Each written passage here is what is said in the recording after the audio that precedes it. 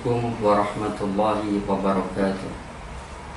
Alhamdulillah rabbil alamin, wa bihi nasta'inu ala umuri dunya waddin, wassalatu wassalamu ala asyrafil anbiya'i wal mursalin, sayyidina wa maulana Muhammadin sallallahu alaihi wasallam, amma ba'du.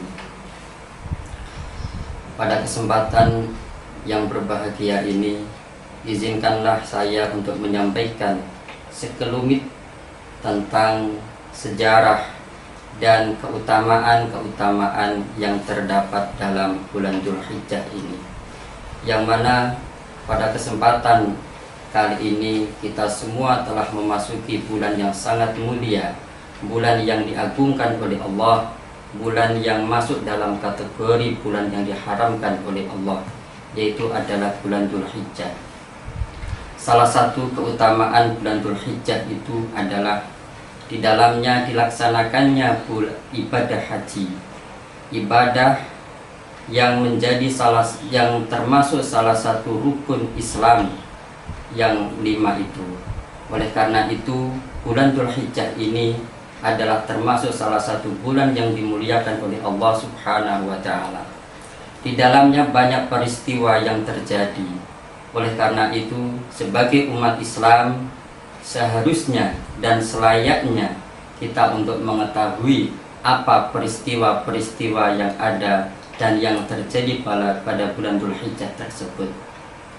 Sehingga dengan mengetahui beberapa sejarah yang terjadi pada bulan Dzulhijjah tersebut, maka kita akan merasakan begitu hebatnya bulan Dzulhijjah ini, sehingga Allah menjadikannya sebagai salah satu bulan yang diharamkan oleh Allah, atau bulan yang dimuliakan oleh Allah, di samping juga bulan-bulan yang lain, yaitu adalah bulan Muharram, bulan Dzulqa'dah, dan juga bulan Rajab.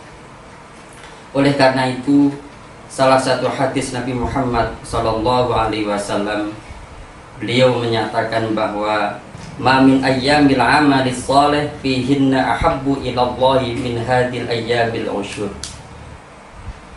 Tidak ada hari yang amal soleh lebih dicintai oleh Allah daripada hari-hari yang 10 ini. Oleh karena itu, saking pentingnya bulan Dzulhijjah ini, Allah telah memperingatkan melalui Nabi Muhammad SAW untuk umatnya bahwa 10 bulan Dzulhijjah, 10 hari bulan Dzulhijjah, yaitu yang dimulai pada tanggal 1 sampai dengan tanggal 10 Dzulhijjah, amal-amal soleh adalah amal-amal yang paling dicintai oleh Allah Subhanahu wa Ta'ala. Ini semua tidak terlepas dari sejarah di mana para orang-orang terdahulu hingga Nabi Muhammad SAW telah mengalami beberapa peristiwa yang sangat agung di bulan Dzulhijjah itu. Di antara sejarah yang terdapat pada bulan Dzulhijjah tersebut adalah, yang pertama, Nabi Adam alaihissalam diampuni oleh Allah Subhanahu wa Ta'ala. Kita tahu bahwa Nabi Adam dan juga istrinya yang telah melakukan kesalahan yang sangat besar, yaitu telah memakan buah terlarang dan diturunkan oleh Allah Subhanahu wa Ta'ala dari surga ke bumi bersama istrinya Hawa. Ulama sepakat bahwa pada tanggal 1 Dzulhijjah, kesalahan 2 insan tersebut pertama kali yang menginjak bumi itu diampuni oleh Allah Subhanahu wa Ta'ala, yang sebelumnya Nabi Adam dan juga istrinya telah meminta ampun kepada Allah Subhanahu wa Ta'ala.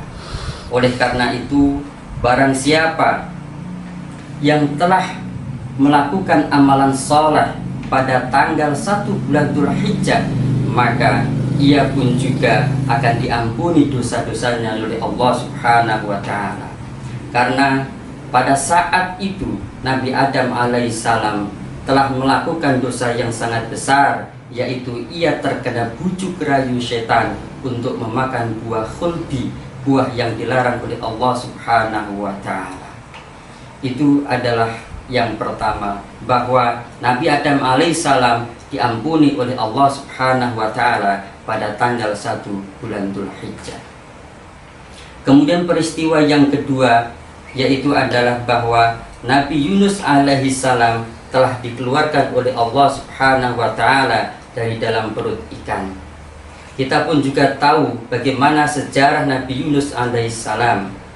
Nabi Yunus alaihissalam ditakdirkan oleh Allah Subhanahu wa taala untuk dimakan ikan yang sangat besar setelah meninggalkan kaumnya yang menolak dakwah Nabi Yunus alaihissalam.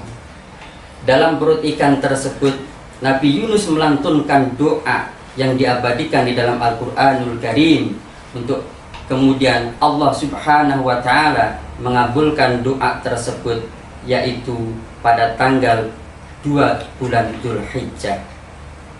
Oleh karena itu pula, barang siapa yang melakukan amal kebajikan pada bulan Dzulhijjah, termasuk diantaranya adalah melaksanakan puasa pada bulan Dzulhijjah, maka pahala yang didapatkannya sebanding dengan puasa selama 1 tahun tanpa mendurhakai oleh Allah Subhanahu wa taala. Sejarah yang berikutnya yang tidak kalah penting yang perlu diketahui oleh umat Islam adalah doa Nabi Zakaria alaihissalam.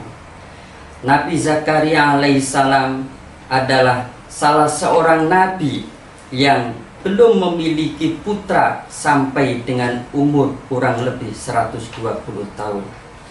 Beliau setiap hari, setiap malam bermunajat kepada Allah. Beliau selalu berdoa kepada Allah agar mendapatkan karunia putra untuk meneruskan perjuangan dakwahnya. Oleh karena itu, pada tanggal Dzulhijjah, Allah pun juga mengabulkan doa Nabi Zakaria alaihissalam tepat pada umur 120 tahun. Oleh karena itu, barang siapa yang melakukan amal kebajikan pada tanggal 3 bulan Dzulhijjah, insya Allah apa yang menjadi hajatnya akan dikabulkan oleh Allah Subhanahu wa taala. Hadirin, sejarah yang berikutnya adalah bahwa Siti Maryam telah melahirkan Nabi Isa alaihissalam pada tanggal 4 Dzulhijjah. Kita tahu bahwa Siti Maryam adalah manusia yang suci, manusia yang tidak bersuami, tetapi dengan izin Allah Subhanahu wa taala melalui malaikat Jibril alaihissalam, ia telah mengabarkan kepada Siti Maryam bahwa ia telah mengandung seorang putra yang kelak akan menjadi penerus perjuangan para nabi-nabi sebelumnya. Dan tepat pada tanggal 4 Dzulhijjah, Siti Maryam telah melahirkan seorang putra yang sangat tampan, putra yang sangat cerdas, putra yang kemudian menjadi seorang utusan Allah, putra yang kemudian meneruskan perjuangan para nabi-nabi Allah sebelumnya, yaitu adalah Nabi Isa alaihissalam.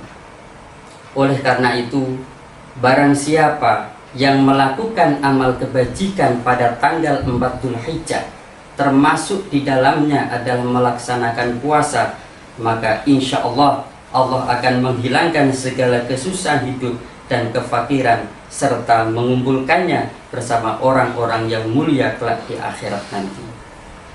Tentu kita sebagai orang muslim, sebagai orang yang beriman, selalu berharap bahwa kehidupan kita kelak, baik di dunia maupun di akhirat nanti, selalu dan senantiasa berkumpul dengan orang-orang yang selalu dicintai oleh Allah Subhanahu wa taala, berkumpul dengan orang-orang yang saleh, yang selalu berbuat kebaikan, yang selalu dalam naungan ridha Allah Subhanahu wa taala.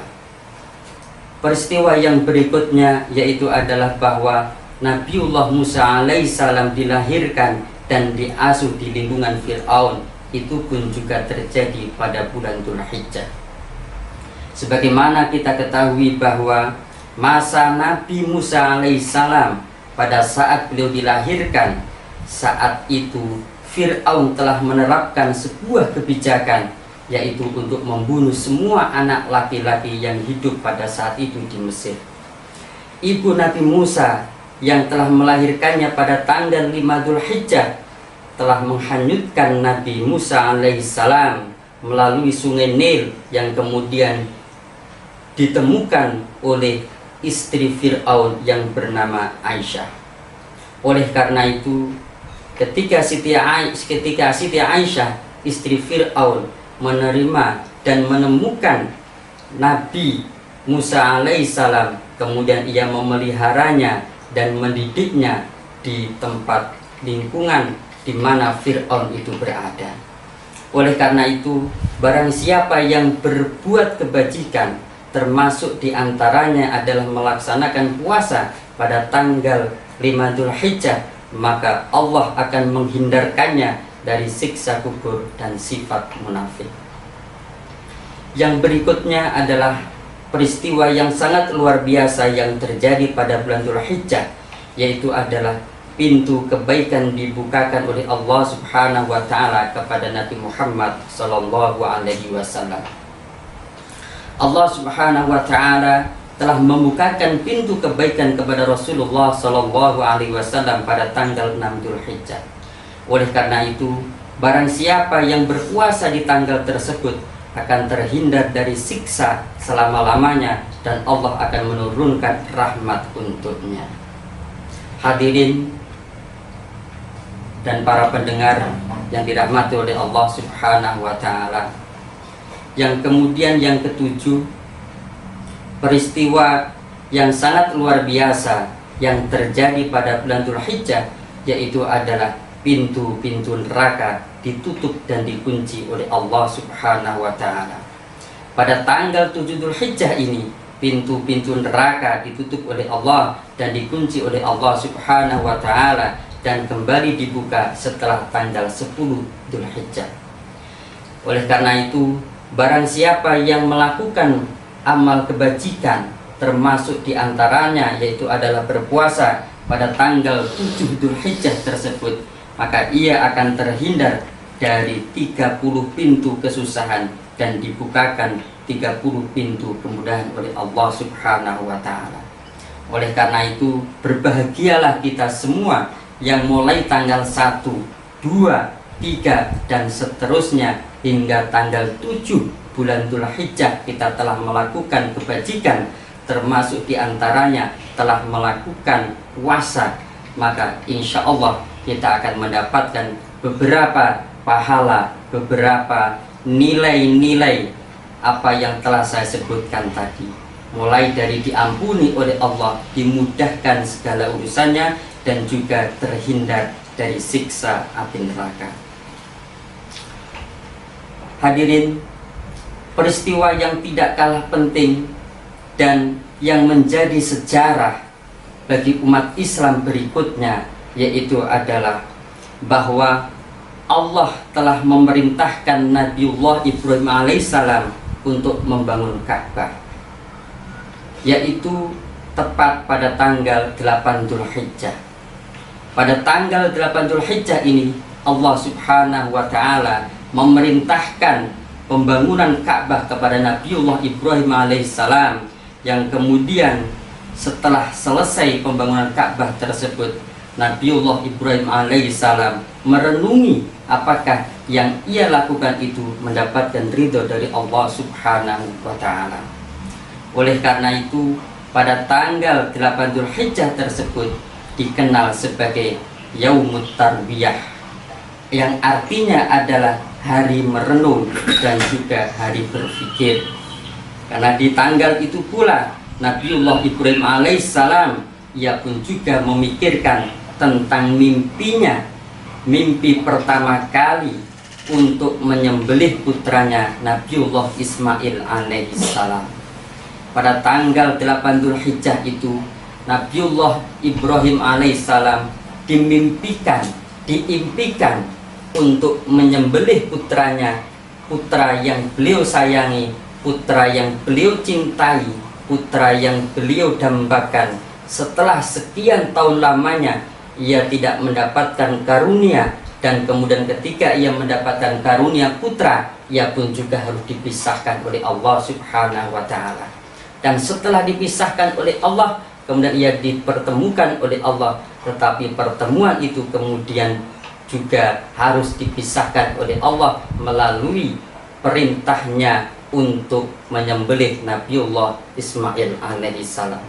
Oleh karena itu sangat wajar sekali bila Nabiullah Ibrahim alaihissalam pada saat diperintahkan oleh Allah untuk menyembelih Nabiullah Ismail alaihissalam, ia kemudian merenung dan berpikir, apakah benar mimpi perintah itu datangnya dari Allah Subhanahu wa ta'ala.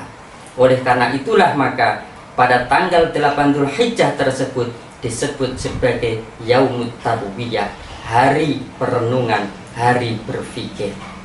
Oleh karena itu kita sebagai umat Islam untuk mengabadikan sejarah yang sangat luar biasa tersebut, Allah melalui Nabiullah Muhammad SAW telah memerintahkan kepada umatnya untuk melaksanakan puasa Tarwiyah. Salah satu fungsi pahala dari Yaumut Tarwiyah tersebut adalah kita diampuni oleh Allah Subhanahu wa ta'ala dosa-dosa setahun yang telah lewat. Oleh karena itu puasa Yaumut Tarwiyah ini memiliki nilai dan pahala yang sangat luar biasa sekali, karena ia juga berkaitan dengan nilai-nilai yang sangat luar biasa sekali, di mana nantinya itu menjadi tonggak sejarah disyariatkannya ibadah kurban, yaitu yang dilaksanakan setiap tahun sekali pada bulan Dzulhijjah.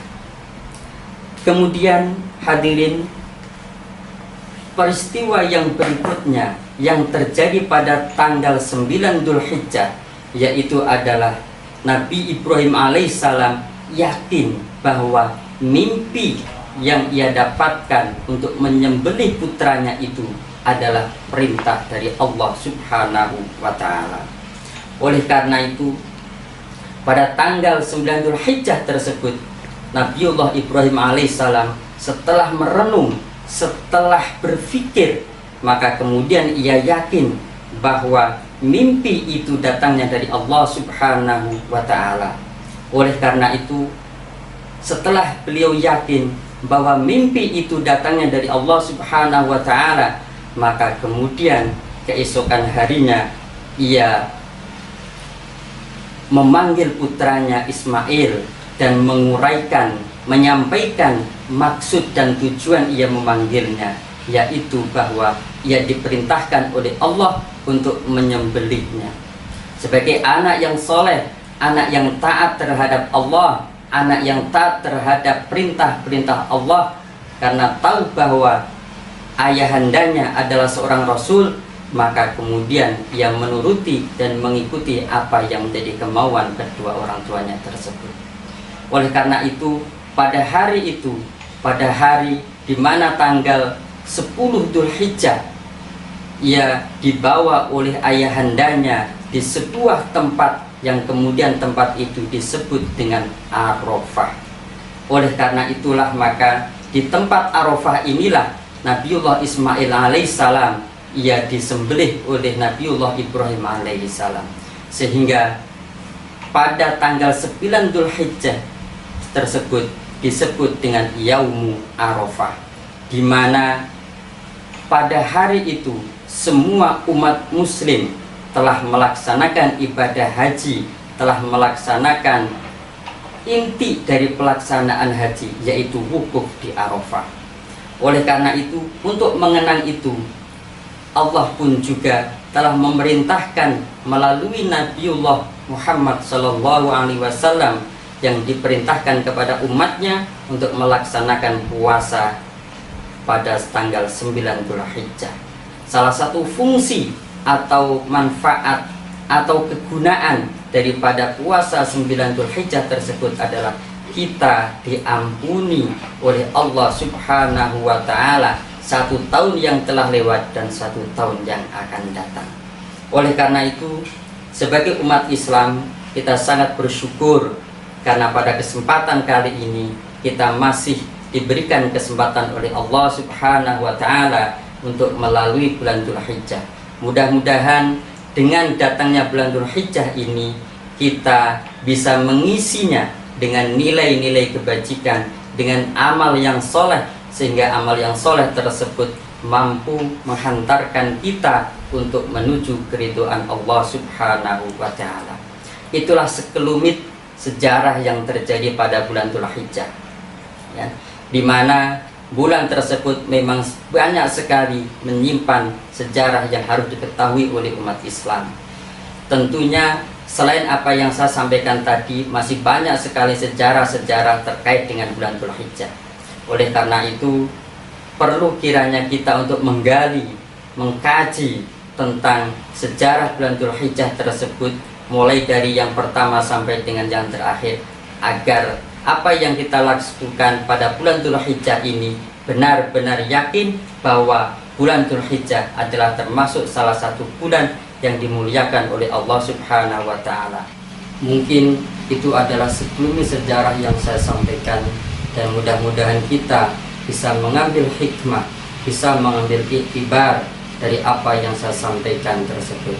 Oleh karena itu, sebagai manusia pribadi, saya mohon maaf yang sebesar-besarnya apabila dalam penyampaian tersebut terdapat kesalahan dan kekhilafan. Oleh karena itu, saya akhiri dengan bacaan wabillahi taufiq wal hidayah. Wassalamualaikum warahmatullahi wabarakatuh.